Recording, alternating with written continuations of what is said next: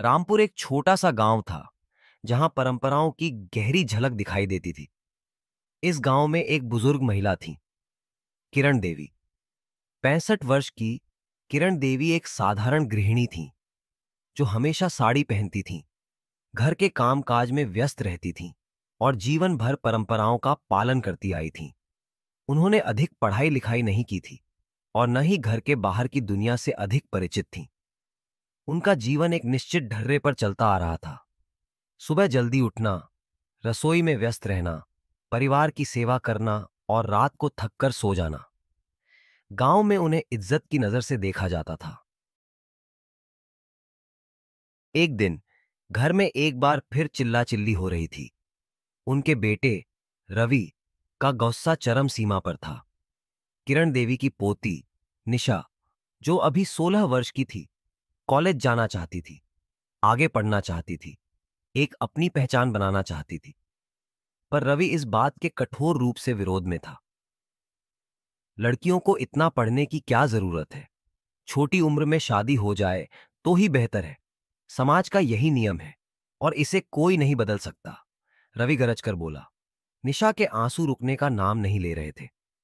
वह अपने पिता से रोज विनती करती कि उसे और पढ़ना है, कुछ बनना है, लेकिन रवि उसकी कोई बात नहीं सुनना चाहता था। किरण देवी चुपचाप सब सुनती पर कुछ नहीं बोलती।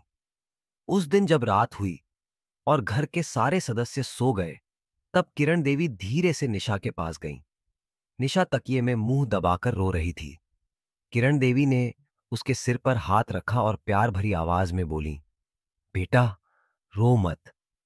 निशा ने आंसुओं भरी आंखों से उनकी तरफ देखा और कहा, दादी, क्या मैं गलत हूं?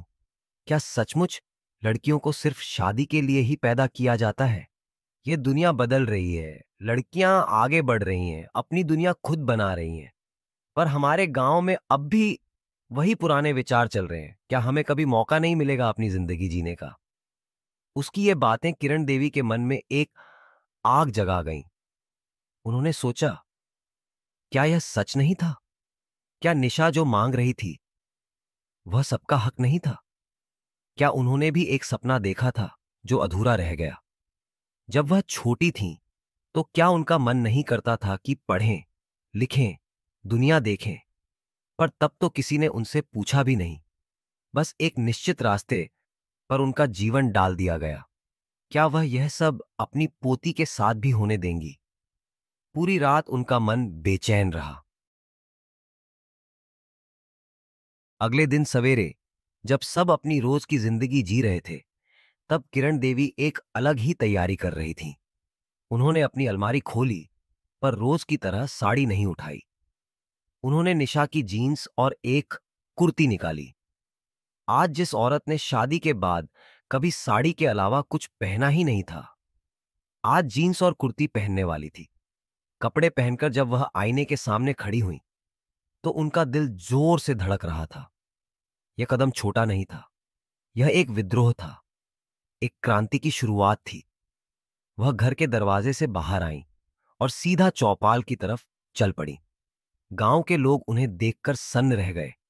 सबकी आंखों में आश्चर्य था। यह किरण देवी को क्या हो गया? ये तो हमेशा साड़ी पहनती थीं। कुछ लोग तो उनके पास आए और उनका हाल चाल पूछने लगे। काफी लोग जमा हो गए। जब यह खबर रवि तक पहुंची, तो वह गुस्से से दौड़ता हुआ चौपाल आया। मां, यह क्या नाटक है? आप इस उम्र में जीन्स पहनकर सड़क पर आई हैं। यह हमारी संस्कृति के विरुद्ध है। बुढ़ापे में यह क्या नया शौक लग गया है आपको? किरण देवी शांत रहीं, पर उनके चेहरे पर एक अलग ही तेज था। उन्होंने सबके बीच खड़े होकर कहा, मैंने यह सिर्फ शौक के लिए नहीं किया है। यह इसीलिए किया है क्योंकि मुझे एहसास हुआ कि मैंने अपनी पूरी जिंदगी समाज के नियमों के अनुसार जी, बिना कभी पूछे कि मैं क्या चाहती हूं। अब यह नहीं होगा। अब हमारी लड़कियां अपनी मर्जी से जिएंगी। अगर कपड़े बदलने से विचार बदल सकते हैं, तो मैं पहला कदम उठाती हूं। गांव में सन्नाटा छा गया। कोई कुछ नहीं बोला। रवि ने गुस्से में उनका हाथ पकड़ा और उन्हें घर ले आया। घर पहुंचकर फिर वही चिल्ला-चोट शुरू हो गई। रवि बहुत गुस्से में था, लेकिन किरण देवी ने अपना मन कमजोर नहीं किया। उन्होंने उसे कहा, रवि, मुझे जीन्स पहनने का कोई शौक नहीं है। दुनिया बहुत आगे बढ़ गई है रवि। लड़कियां लड़कों से कंधे से कंधा मिलाकर चल रही हैं। अब हमें भी अपनी सोच बदलनी होगी। बस इसलिए मैंने यह कदम उठाया। आज मैंने अपनी सोच बदली है, कल पूरा गांव अपनी सोच बदलेगा। रवि यह सब सुनता रहा और चुप रहा। लेकिन निशा, जो अंदर से सब सुन रही थी, भागकर आई और अपनी दादी के गले लग गई। आज उसकी आंखों में खुशी के आंसू थे। शाम तक यह खबर गांव के कोने कोने में पहुंच गई थी। महिलाओं में फुसफुसाहट होने लगी। किरण देवी पागल हो गई हैं, कुछ कह रही थीं, पर कुछ औरतें चुप थीं। उनके मन में नए सपने जन्म ले रहे थे। अगले दिन जब सुबह हुई, सब कुछ सामान्य लग रहा था, पर फिर एक नए दृश्य ने सबको हिला दिया। एक और महिला जीन्स पहनकर घर के बाहर आई, फिर दूसरी, फिर तीसरी। धीरे धीरे विद्रोह एक आंदोलन बन गया। महिलाओं ने सिर्फ कपड़े ही नहीं, बल्कि अपनी सोच भी बदलनी शुरू कर दी। उन्होंने अपने पति और बेटों से पूछना शुरू किया, हमारी बेटियों को पढ़ने से क्यों रोका जाए? क्या उनका कोई सपना नहीं हो सकता?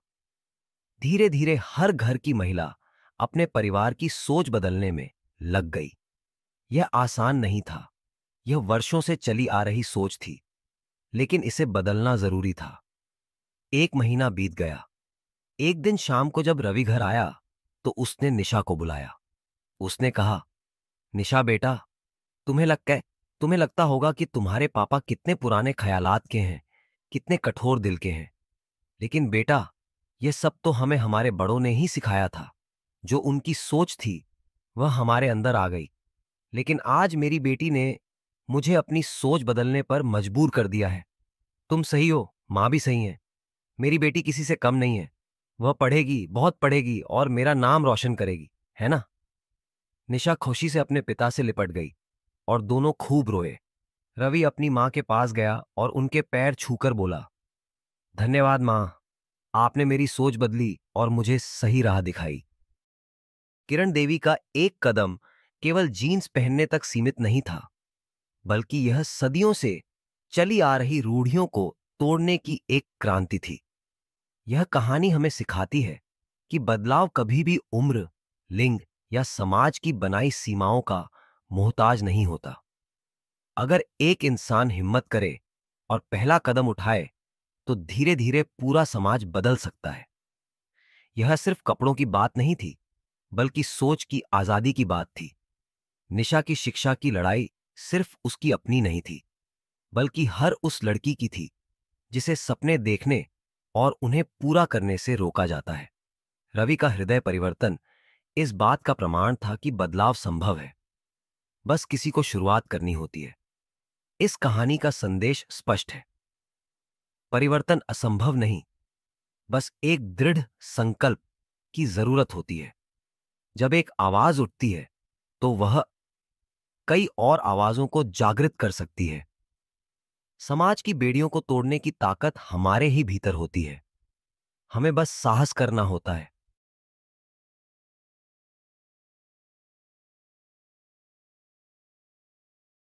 यह प्रेरणादायक कहानी आपको कहानी एफएम द्वारा सिक्स सिग्मा फिल्म्स के सहयोग से प्रस्तुत की गई है।